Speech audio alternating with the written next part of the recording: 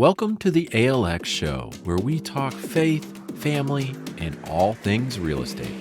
Let's get to it. Hello, and welcome back to another episode of the ALX Show. Today, we are talking with Josh Alexander and Christian Mercado of the ALX team, and we'll be talking about how to find a good deal. So when you think about investing your dollars and where to put those dollars, or if you're on the house flipping side and looking for a new opportunity, Josh and Christian are the experts to help you out. So I can't wait to hear more about this conversation from how you guys can help us develop good deals and focus on just finding new opportunities and developing a better acquisition strategy. So Josh, I'll let you take it away. All right, Christian. So talking about finding a good deal, something you and I have had to do a lot of in order to just to stay in the business, right? Without good deals, you can't survive in this business. But good deals are hard to find, as we both know. They take a lot of time and effort. For a little bit about my background, we've talked about this before. We initially started buying properties at the foreclosure auction, which is a whole process in and of itself. I get a lot of questions about that, which I'm happy to answer. But there's other ways to do it, right? And the other ways, a lot of times, are much simpler ways to do it. So that's really what I want to talk about today. With you on our team, Christian and I talk about this all the time.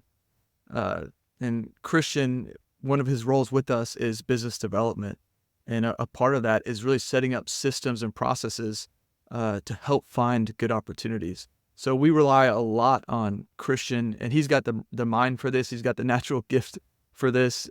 He's very process oriented in the way that he thinks. So we rely a lot on Christian for putting us in the best position to find good deals. So we're gonna dig into that a little bit today, Christian, and we want to get some of that secret sauce that you've got, some of the expertise, but also just some of the God-given talent that he's put in there, just to be able to put systems together and to be able to find and recognize a good opportunity when it's presented to you. So what are your initial thoughts, Christian? How do we find good deals? What's the first thing you think about? Yeah, well, thank you for the nice words, Josh. So I like to kind of, first you start with kind of like the umbrella of what are the strategies that are available to find these deals, right? So I have 6 potential ways to find and their marketing or their channels to find deals. So first one you probably have a good amount of experience with is the MLS, or the multiple listing service. So, a lot of times agents may take on deals with some slightly distressed properties or properties that are just very outdated. So that's one method of finding deals. Second one would be a direct marketing to off-market property approach. This could be door knocking. This could be, texting sellers or cold calling them. They've changed laws on texting, so look into that before you dive too deep. But letters, those are all kind of your direct marketing for off-market properties. Third method would be any type of networking. So even if it's just posting the deals that you're doing, letting people see. I have personally purchased properties from people that know that I buy properties off market and close in a week or whatever, paying their closing costs. And the only reason they knew was because they saw what I was posting. So I bought a house from a coworker from a job that I worked a few years ago, and she only came to me with the deal because she knew I was, buying fixer-uppers. Next, you have wholesalers. So these are basically middlemen. They're what they do is they take the house and they get it under contract, and then what they're doing is selling the contract essentially. So they add a fee, and a lot of times as a buyer, I don't really care what the fee is, as long as it still makes sense for my criteria. Then that's okay. So, and generally you're buying as is. There's no option period. There's you got to close relatively quick, sometimes in a couple of days up till a week or two. next, you mentioned earlier foreclosure auctions. So we tried to buy it once or at a foreclosure auction, and we got beat by a couple $1,000, but you do have to have that cash ready to go right then and there. And then lastly, bank owned REO properties. So these are just properties that they haven't sold at the foreclosure, but they're owned by the lender. And so I've never personally purchased through REO, but I know there's some steps to jump through buying that way. All right. So you listed several good ways just to go over in review. We have MLS. For those that are not familiar, that's multiple listing service. So if you go, every realtor in the United States is a part of a realtor association that gives access, or if they are a part of the realtor association, they have access to the local MLS. Direct marketing, which, gosh, there's so much that we could get into with direct marketing. I mean, just that cold calling, door knocking, sending postcards, anything. I mean, that's just sales, right? It's a form of direct marketing. If you're in any type of sales, and you've probably at some point in your career had some experience with direct marketing, I guess it depends on what you sell, but it's certainly in real estate. If you're in real estate in any capacity, you probably have networking. So what we're talking about there, Christian, right, is just getting to know people. Right? There's organizations put on events all the time. Yeah. So just putting yourself out there, getting to know people, going to conventions, conferences, those, and there's smaller things. Sometimes those can be a lot, but there's all throughout the week. You've got little networking huddles or groups that you can do. Wholesalers, which you mentioned there, and that's all about getting in front of that wholesaler. There's lots of different companies that do that. Those guys are putting out deals like crazy all the time. Just making sure you're on their distribution list, making sure you're seeing what they're putting out. I'm sure if you go on their websites, you can see what they're putting out. They'll make it easy for you to find it, right? That's their whole business. It's just as far as you need to know who they are, and how do you see their stuff. Foreclosures, like I said, I've got a lot of experience there. That one is a little bit more involved, right? It's sight unseen. You got to bring cash. It's an auction, process. You're at the courthouse steps. There's a lot of trustees reading off a lot of properties at the same time. That's something that takes certainly some training or just some learning about before you just go in thinking, hey, I'm just going to go buy a foreclosure. Like you mentioned, that's a little bit more involved than some of these other things we've mentioned. And REOs, going to the bank owned, real estate owned. That's what REO means. It means real estate that the bank owns. So those are properties that have been foreclosed on, went back to the bank, and now they're available to buy from the bank. So with that, Christian, in your experience, what have you had the most success with of these things? Of the 6. Yeah. I personally have had the most success with wholesalers and networking. And the reason I say wholesalers is just because, depending on what market you're in, there's tons of them out there.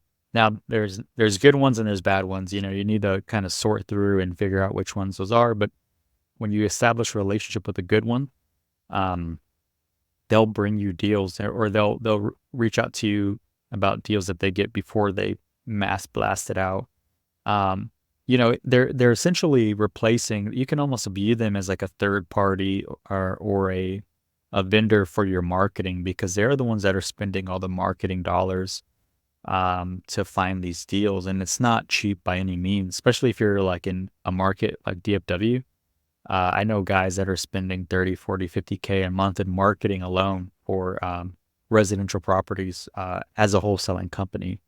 So, if that's something you don't want to undertake as a resident or as a real estate company, then, establish some relationships with wholesalers. And, I think if you can execute and buy a deal that they're bringing to you, they'll come back over and over. I think maybe 90% of the deals that we bought a few years ago were all through wholesalers. And then again, the networking piece. I've had just meeting other investors, seeing and just see, there's lots of local real estate meetups that you can go to meet investors, wholesalers, buy and hold, landlords, subject to fires, note buyers, all kinds of different strategies that investors are doing these days. They're always at those events. They have them probably multiple times a month. You just got to get plugged in. A lot of times on Facebook. Facebook is another good tool. A lot of the wholesalers tend to go to Facebook to post their deals. And a lot of the deals are being posted are in these real estate groups. So, if you were to type in DFW real estate and search it on Facebook, you'll find tons and tons of different groups. And if you're just getting into the space, I'd recommend that you join all these groups and just kind of start learning the lingo, start, networking with other investors and other wholesalers. It's super easy to get on a wholesaler's list. They'll make a post about a property, add your email, make a spam email, add your email, and they'll start spamming you with deals. You'll have to, sort through them because, maybe 1 in 10 is actually a good deal, but that's just a good process when you're getting started. Yeah, I really liked how you went through there and really focused on cost and maybe barrier to get access to some of these sources. I mean, the biggest thing that we're always talking about, or that most people are talking about, is return on investment, investment of money, investment of time. If I've got limited resources, and I'm looking at the list of the 6 that you gave me, I'm just going through here. Networking, by far, the cheapest option. It's going to take time, right? It's free. It's free, but it takes an investment of your time. But I would argue, or I would suggest that it's always worth it. If you're getting out and meeting more people, especially in real estate, relationships can carry you very far. The right relationships. The only way you're going to make those relationships is if you get out and meet people. And typically, you tell me, Chris, when you go to these events and things, people are friendly, right? People in real estate generally want to talk about what they have going on. They want to talk about their project and what they're going through and the challenges and the wins. People like talking about the different projects they're working on. Well, the so cool if you thing go too there is and you just listen.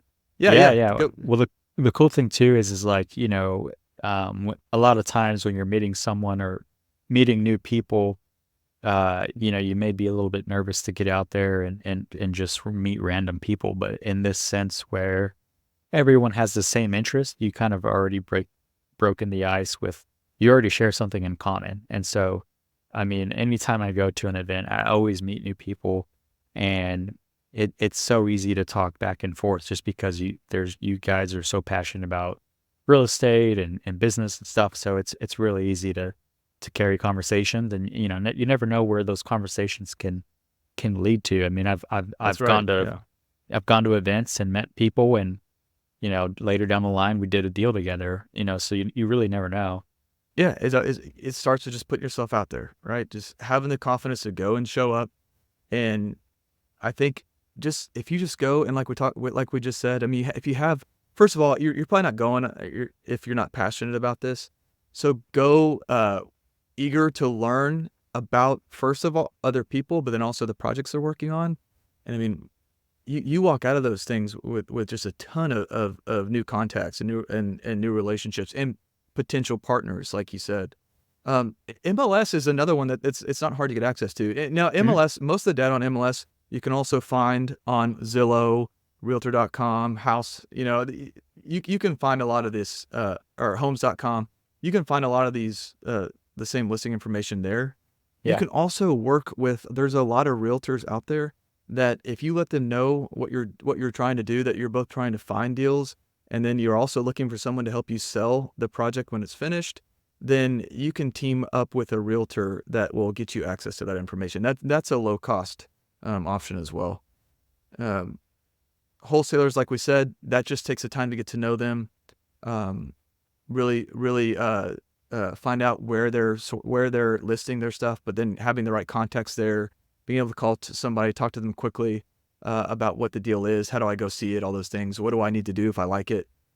Again, that's just building that relationship. Direct marketing, And you mentioned this before when we talked about wholesalers. Maybe let if you don't have a lot of financial resources early on, maybe let the wholesalers carry that direct marketing cost, because there certainly is one there. There's both time and money. But there's several things here. Most of the things here don't require a lot of upfront capital. Yeah, and if you're getting started, you can also do what's called driving for dollars. So you just basically drive around and you find look for houses that the grass is overgrown or the windows are boarded up or whatever. And this will be kind of into that direct marketing approach, where you then find out who owns the property and do one of the methods of trying to get a hold of them, via cold call or whatever, letter, or a lot of times people will put out, they'll find the house and they'll put a postcard on the door. Another one is PPC, or just any type of Google ad campaigns. And then bandit signs was one. Now there's stipulations for each city and what kind of signage you can post. But whenever I had first gotten started in real estate, they were pretty popular. So people were, buying a batch of 500 signs and going and posting them late at night. And they would get deals that way too. So, I mean, you see them all the time still, if you're at a stoplight, off market property with the phone number and stuff. So.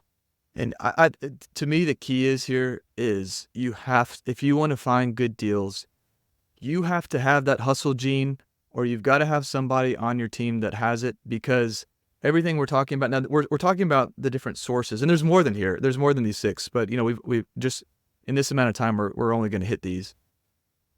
But all these require, like we said, we're talking about that they require time and putting yourself out there.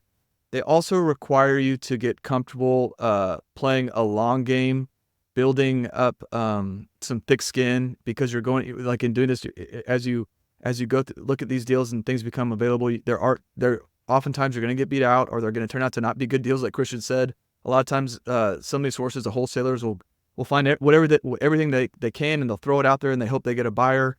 But oftentimes your underwriting is not going to permit you to move forward with that particular deal. So you've got to have that. You've got to be able to hustle in order to build these relationships, to see enough deals. But then you've also got to have a lot of grit and perseverance and resilience, because it's not one of these deals. Christian and I both know, just because you've set up the pipeline and you set up the systems, you've got the relationships, that you have to have that. That's the first part of this. But the second one is you've got to build up a mentality of, okay, now I'm committed to this, and I know that. What's the hit rate, Christian? What would you say? How many deals am I going to have to look at before I find one that's going to work for me? That's as in, like, from which marketing source? That's another good question. I'm thinking, I mean, generally, yeah, you're right. I mean, there's the numbers are going to be a little bit different depending on what you're, like, it's going to take a lot more direct marketing, right? Because you're not necessarily you don't know what their motivation is to sell. Like wholesalers is probably going to be a little bit higher of a success rate, just because these wholesalers, you assume, and I mean, that's how they get paid. So they're going to go out there and find motivated sellers. Foreclosures, that you never know. It's a bid process, right? So you go there, you know what's left on the note. You kind of have an idea of where that first bid might start, but you don't know what other fees and costs have been added on to that outstanding balance for whatever the lender's going to need in order to let that property go at auction. So there's just a lot here that and buying sight unseen can be kind of risky too. We a few years ago bought a house sight unseen. On the tax records, it had that it was a 3-1 or something, and the wholesaler believed it was a 3-1. We closed the property, got to the property, found 2 bedrooms, and so we had to frame out a 3rd bedroom. So it's we never bought sight unseen again. Yeah. So that wasn't fun, but there's risk in each one of the strategies. I mean, I know people that try the direct marketing approach, spend 3 months with spending $5,000 a month in a marketing budget, and they don't find a deal. And or some people, like you said, that they remain committed. In month 4, they may have not found anything the first 3 months, and then month 4 they found 2 deals, and it just paid for the entire first 3 months of their marketing budget. So it's definitely a long game. You've got to stay committed. Anything in real estate and business requires commitment. There's no, you're not getting wealthy overnight, kind of thing. It's a long game. So it's really discipline. Yeah, it is. Well, now let's talk a little bit about what we do, Christian, at ALX at Silverton Capital. So we wanted to start, that conversation was a good, just kind of general conversation about finding, and really what we're talking about here, I think we made that clear, residential opportunities, residential deals. For us, we use a little bit of all these, we're not buying at foreclosure, we're not buying REOs, I'm a real estate broker, so we are very much involved in MLS. Christian does a lot of great direct marketing. One thing we find though with direct marketing, that's in order for that to be successful, is you need to provide something of value. Now we do our direct marketing really more through newsletters and social media posts. Christian, you want to talk a little bit about that? Yeah. So this would be very similar to what you would do, like if you're setting up a wholesaling company, except you're not finding properties. You have to really leverage social media to, as an approach to finding deals or borrowers, or even brokers that can help you on your journey. And that may be, you may, like Josh mentioned, providing something of value. So a newsletter could be an example of providing value. A lot of times there'll be educational newsletters on, maybe staying in tune with the market, staying in tune with what the economy is doing, staying in tune with just where comps are and stuff like that, or even tips and tricks for flipping a house, or tips for different strategies and stuff. And people will really cling to your brand if you are able to provide something of value. So that's one approach we've taken, and I've taken in the past with other things. Just being able to provide value. And then really with the value, I mean, another thing that works hand in hand is being active on social media, just letting people know what you're doing. You'd be really surprised. A lot of times on social media, I've always sometimes I have a hard time about what do I post about, but you'd be surprised, like, just if you're posting something about your journey, how many people are inspired or encouraged about some of the things you post about. And it's I've had people come to me offline and just kind of say, thank you for the post today. It's it's encouraging, especially when I'm a little bit earlier on in my journey. And it's just stuff like that really helps people, and that later can translate to a partnership or business as well. Something that I found is relatable to everybody is posting about challenges. We all have challenges, especially in real estate, in this space. When we're talking about developing and flipping properties, there's a lot of challenges. The longer you've been in the business, the more challenges you've overcome. And there's I'd say that there's a lot of people do have a lot of success, but you'll probably find that people will more often relate to your challenges than they will to your success. It's great to talk about the wins. We all love to talk about the wins. We like to celebrate the wins. But when you're vulnerable with, man, we made it to the finish line, but it was tough. This is what we went through. This is how we dealt with it. Not only is it endearing to people, I think, because that vulnerability typically, presented the right way, can be very likable. But it also builds a level of trust too. If you're willing to share, especially if you're honest with people about, hey, yeah, we did it this way. We probably should have done it that way. If next time we do it, we're going to do it differently. And and in saying that, you're admitting to, well, I didn't do it, the right way the first time. But just being willing to share through the challenges, through the mistakes, and having enough self-confidence, or maybe not even self-confidence, but having the right perspective in that this is a journey. It's one project at a time. We keep moving forward. You've heard it said a lot. We're not failing, we're learning. So, but having that mentality and being willing to share what you're going through, so other people maybe can learn from your experience and they don't have to learn through their own mistakes. Mm-hmm. I think that's incredibly valuable. I know that when I talk to people who are willing to tell me about, not only just tell me and brag about, hey, how great they've done, or how great their business has done, or how productive their team is, which is all, I'm not saying that's a bad thing. It's good. There's a lot of credibility building in that too. And you can build, you build trust through a track record as well. But really, if you're willing to share and put out there, hey, these are the struggles, these are the challenges. This is how we learn to overcome those things. And now people can learn from that. And people can see that, can relate to you through those difficulties or challenges, because they have them too. Then I think that's a great way to build bridges and to really expand a network, because all of a sudden, through that trust factor, through that likability factor, people really start to pay attention. They want to know what's going on. And you talk about adding value. Well, if you're willing to not only share through the challenges, but share how you were, sometimes challenges, you don't have the outcome that you'd want. But if you're willing to share what did we do?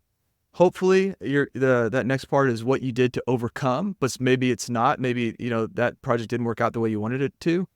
But sharing what you did, and then maybe giving some insight on how to do it better.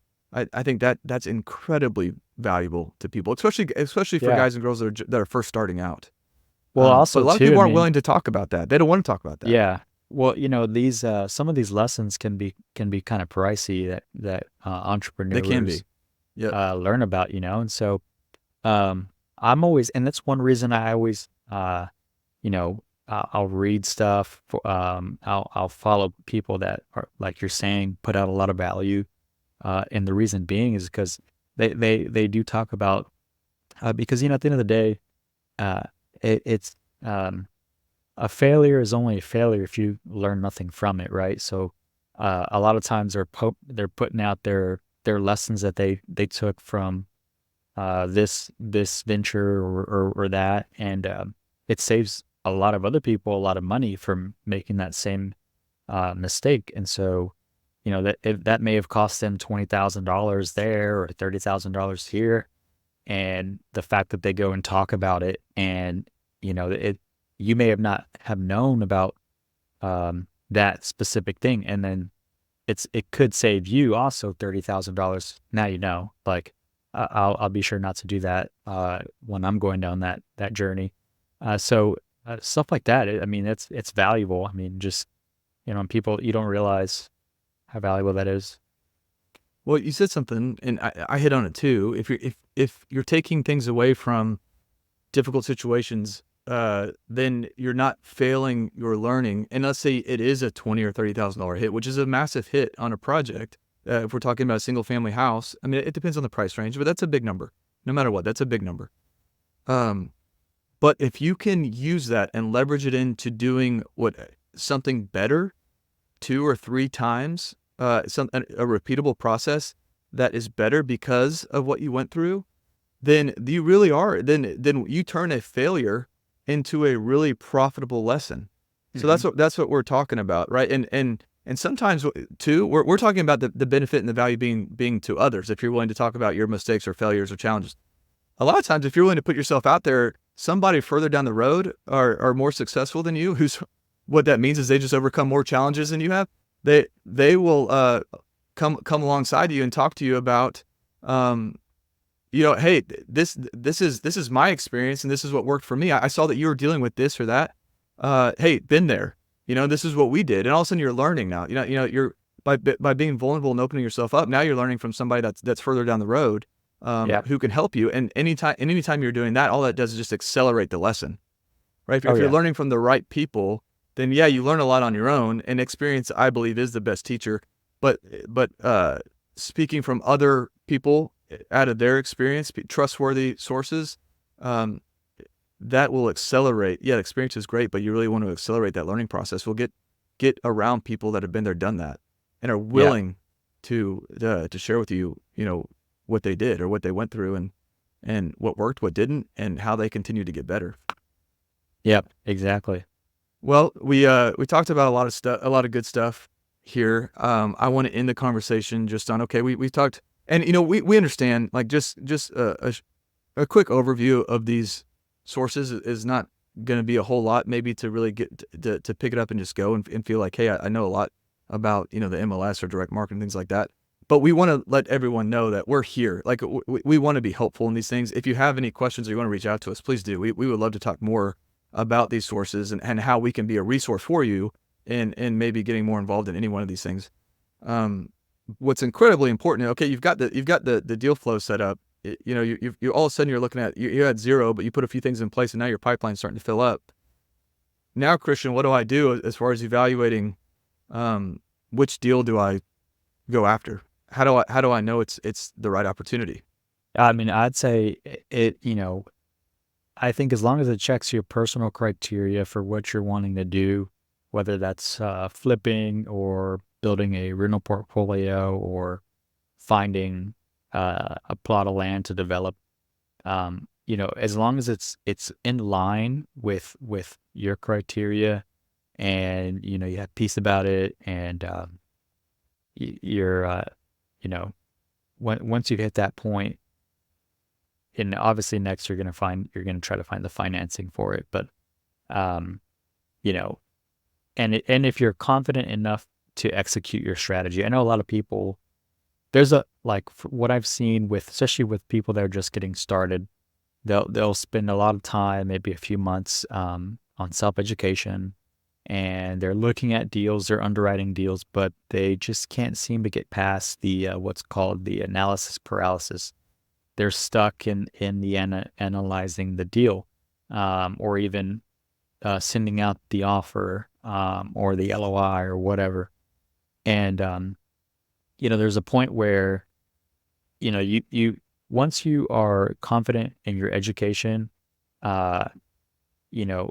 then at that point you have to take the risk and take action. And I think that's the next biggest step. Taking action is just simply, I'm confident in my numbers. I'm confident I have a contingency budget in play. I am pretty confident because I found 3 comps within the half-mile radius for the subject property. I've got contractors lined up. They're pretty much ready to go. You don't necessarily have to have all your ducks in a row, but you've got the majority of everything ready to go. And at that point, you just need to take the risk and move forward with the project. You'll thank yourself later. And of course, one of the other things, the other side of that coin is learning how to mitigate your risk. So, and this is across all different asset types. If you're starting with residential, how can I mitigate the risk? And, part of that process is I have a solid 3 comps that are comparable. Low days on market. It's in a location that is, it's a great location, great school district.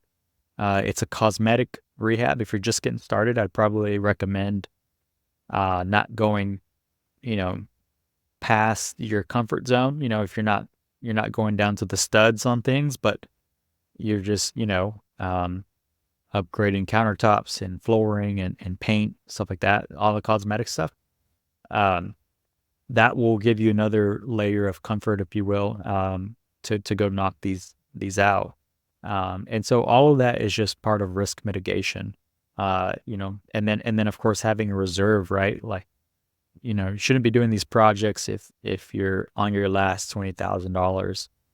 You got to have some cushion there to protect you, just in case one of these projects doesn't sell in your projected 2 or 3 month time frame. Maybe it takes 4 or 5 months, and you have those holding costs. There's a lot of different things you have to consider, but go through the process of like writing everything down. What if this goes wrong? Write that down. Maybe write out a possible solution. There's nothing that you can't really come solve yourself out of, basically. And then once you're at that level or at that stage, find a good lending partner, of course, that believes in you and is also going to be able to help you on your journey. That's how I got my career started, was just through a lender that gave me the opportunity to go buy, properties off market. Yeah, and that's the role that we want to play, right? That's a role that our team would like to play, and that is critically important. I think what you said a lot of great things there, but how do I build confidence when I'm looking at a deal? We've got the pipeline set up, we've got the deals coming through, we've got a deal that I think, like you said, fits my criteria. Some of the ways that I look at it are data, resources, and team. Data is incredibly important, just like you hit on. Make sure that your underwriting is correct, make sure your budget's correct. If you don't have the construction experience, make sure someone on your team does, or get an inspection done. Unless you're buying sight unseen, there should always be the opportunity to have some, even if you're working through a wholesaler, some level of inspection. If you're going through the wholesalers, you're not going to have much time, but just find somebody that you can trust that can go to the project and look around and have an idea of what needs to happen. It's because there's going to be things that are going to be difficult to see. If you're not able to get a full-on inspection, then you've got a lot of behind the wall things, potential mechanical issues. I don't know if you're able to get up on the roof. So just you need to have either some ability to do it yourself, or enough ability to do it yourself that you feel good about, or find somebody that can walk the property with you and can really help you make a good decision based on the condition of the property. Find comps too, right? Find comps. You need, Christian, like you said, I agree. We always said at least three comps that can that make you feel confident on your exit strategy, that you're going to get the number that you need to get in the time frame that you need to get it. You don't want to flip a house and be sitting on a large carrying cost trying to be the most expensive house on the street.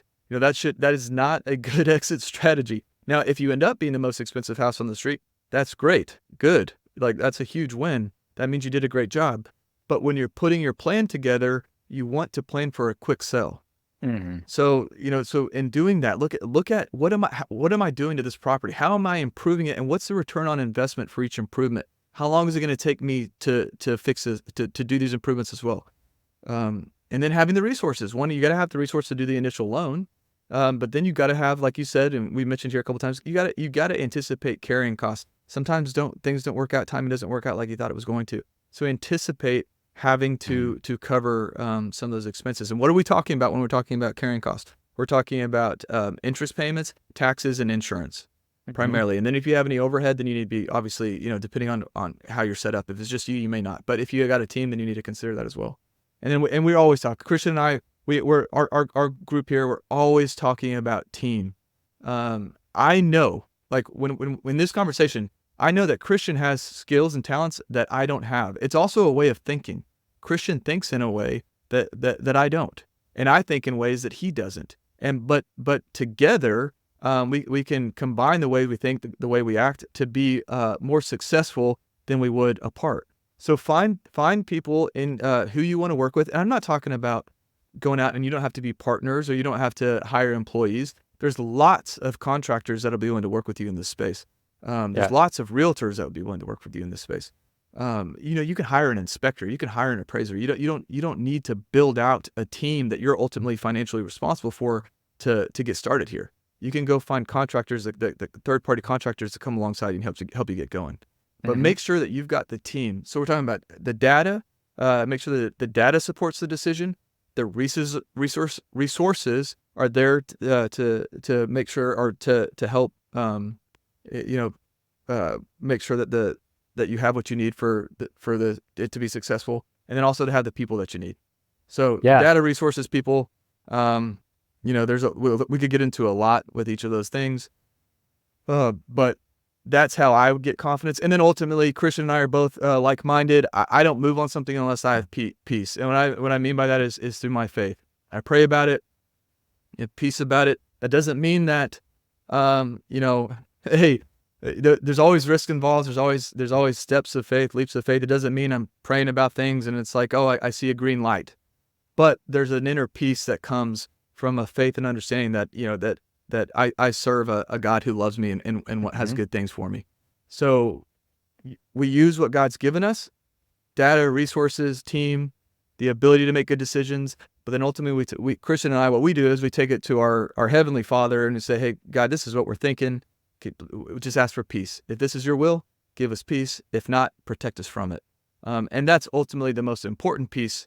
But we are called to do our part. So that's why we need to put our best foot forward. We need to do our best work, and then ultimately trust God for the results.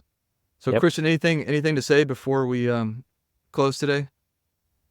No. If you have any opportunities that you'd be interested in us looking at, reach out. Like I said, we do provide lending first position loans in the DFW area. We have experience across all avenues of residential development, multifamily, self-storage, commercial. So if we need anything, we're here to help. That's right. Please reach out. We'd love to talk to you about the market. We'd love to talk to you about your next opportunity. And really, ultimately, we'd just like to meet you. So with that, thank you, Christian, and we'll talk to you guys next time. See ya.